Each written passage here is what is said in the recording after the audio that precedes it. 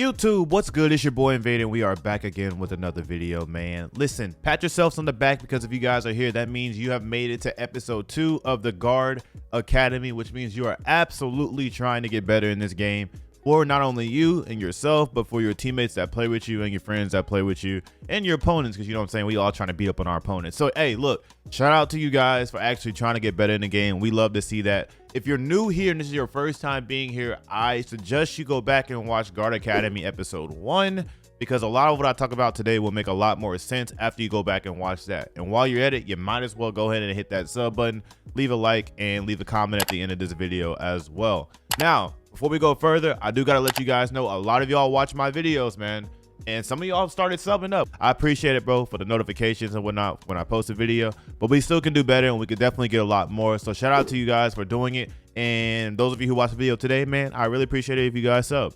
Without further ado, let's get into what today's video is about. All right, now if you're a point guard, small forward, shooting guard, it is inevitable that you're going to run into this, all right? And it's called the pick and roll. And today's video is literally going to be about mastering the pick and roll.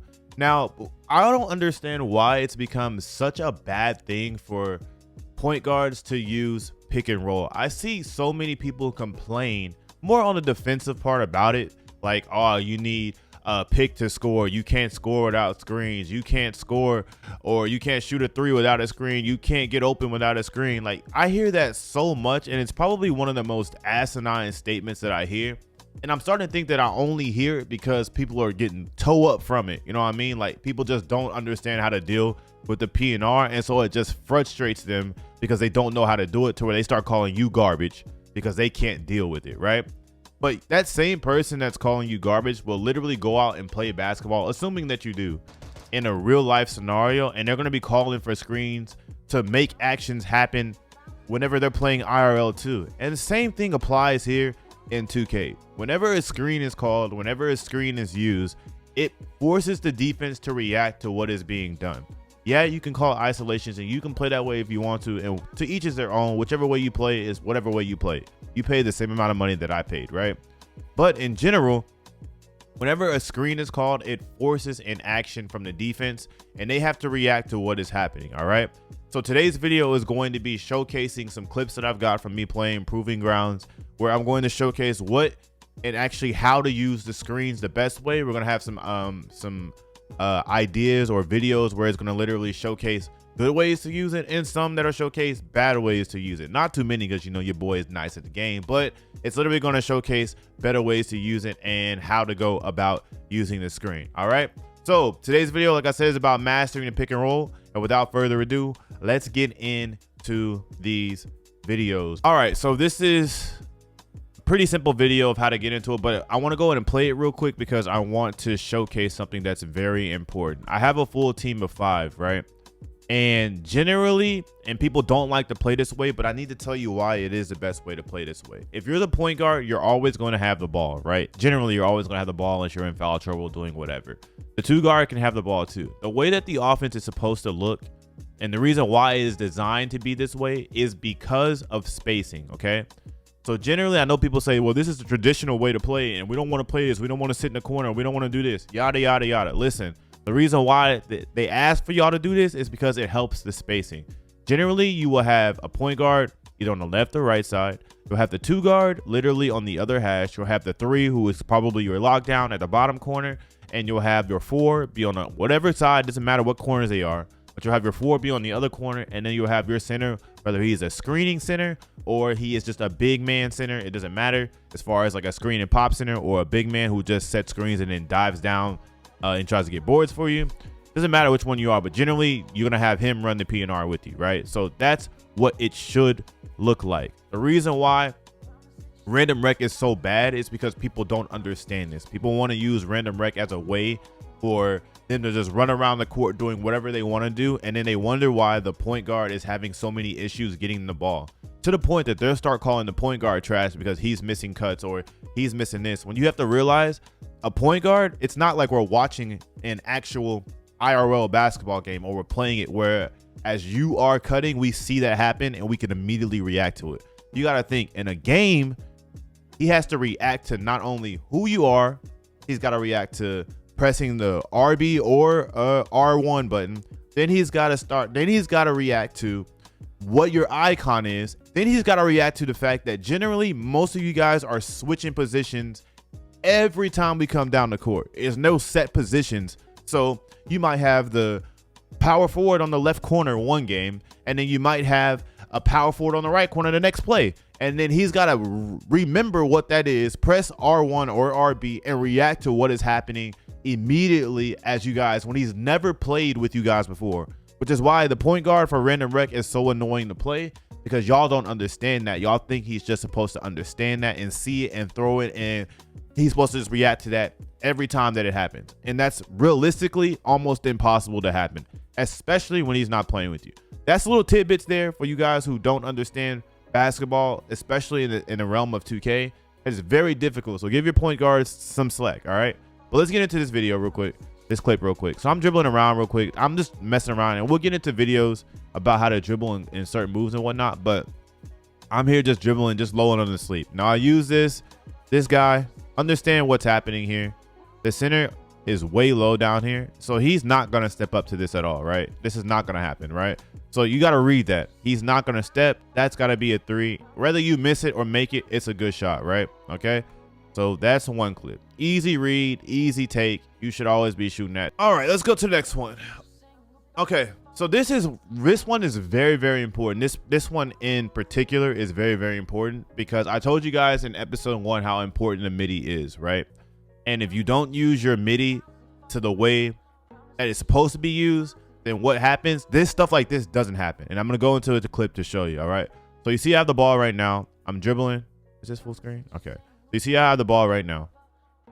I use the screen, right? I know that he's already hit it, so I'm going the other way. Now, because I have already been taking middies in this game, watch what happens. So I dribble this guy, which is important to understand what's happening here. He's already pinching. He's trying to pinch here because I've already taken a couple of middies, right? So he pinches, he reaches.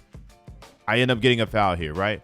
But now the important thing to understand, and you guys will understand why I said this, is because he's now already done this and we're in the second quarter now, and I'm seeing him do this now, right? I just watched this guy pinch. Then you know that the next time that he comes down and you get open, he's going to do it again.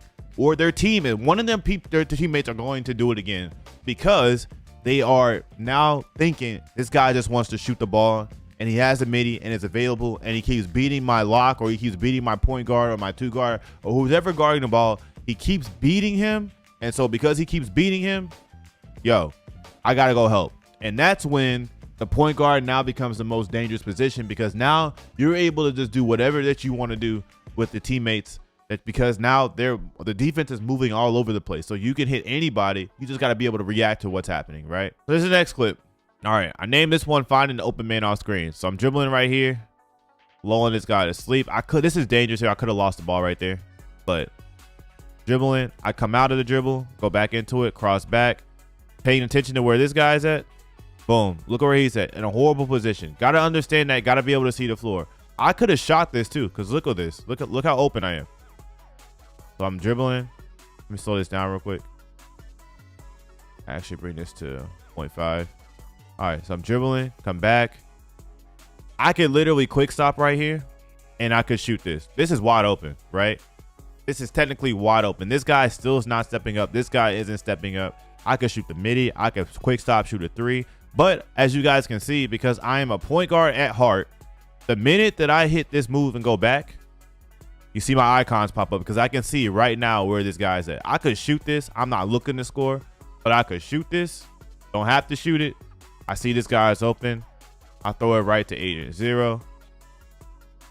Shoots it. Clanks it. But you guys see the point. Understanding what's available to you. All right. This is why I said this is really important. I talked about this before, just a second ago. This is what happens when you are known for shooting middies. When you have now instilled into the defense that you are capable of shooting middies, that you are capable of doing certain things with it, they start to freak out to what you can do. And this is why running the PNR is so important, because PNR already starts in action. Remember what I said earlier, whenever you run a PNR, that forces the defense to react to something. They have to move because you guys are moving, right? Let's go into this play. I'm gonna slow it down real quick. We're in this play real quick. Going. The same quad crossing back. Dion sets the screen. He hits it. Now look, when I talked about, because I've been shooting middies and because I've been getting open over and I have deep bomber, this guy is terrified. He does not want for me to get another open look. All right. And keep in mind, look what I'm shooting. I'm 45%, guys. 45%. It's not like I'm out here just going crazy right now, right? I'm shooting 45%. So let's go into the play again. Lulling him to sleep, cross back. I know Dion's going to set that screen.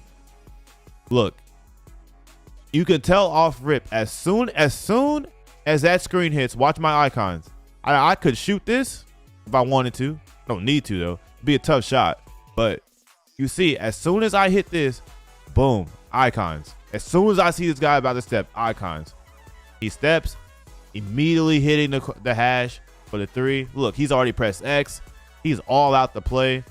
That's just got to be a make right there, right? So DBN ends up making the 3. Easy. This is why I said in my first video, why is it important for the point guards to be able to score? Because the minute that you showcase that you have the ability to score, the defense has to react to what you are doing. And the minute that they start reacting to what you are doing, that is when the floor opens up for everyone else. Okay? Look at this one more time. Hit it. Light work. Okay? Bang. Easy work. Easy work. Easy work. Easy work. All right. So I'm hitting it. Hit him with the jab. Dion setting a screen. Understanding every time you don't have to use this screen. Why do I want to use this screen? Why is it important for me not to use the screen in this one, right? The reason why is because even if I go this way, this guy is already popping up. Look where he's at. He's already at the freaking free throw line. So if I go to the left, he's going to meet me here. Unless he's just an idiot, he's going to meet me here. And so nothing really good is going to come for that. He's going to shade. He's going to hedge. He's going to do something along the lines of that.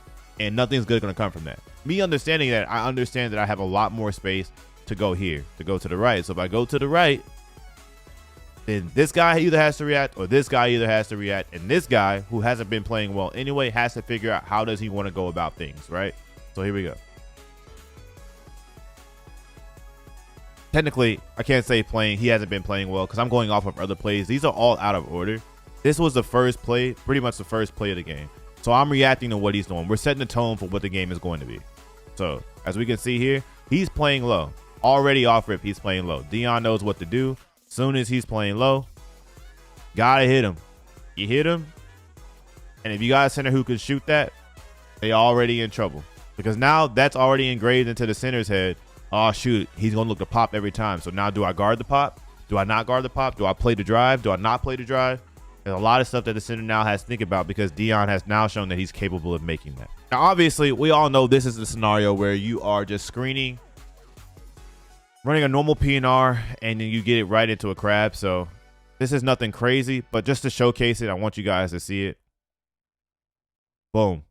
Now, this move, that move right there is one of the toughest moves in the game. Not from the difficulty of standpoint of how to do it. There's a way to get it pretty much every time if you're really trying to get it. But just understanding how quick it allows for you to now go into the crab animation, because you go left and it's an instantaneous. Now you're behind me because he got hit by the screen, right? So you can't do nothing about that. That's an easy screen. I'll go into detail in the next video or in the next few videos.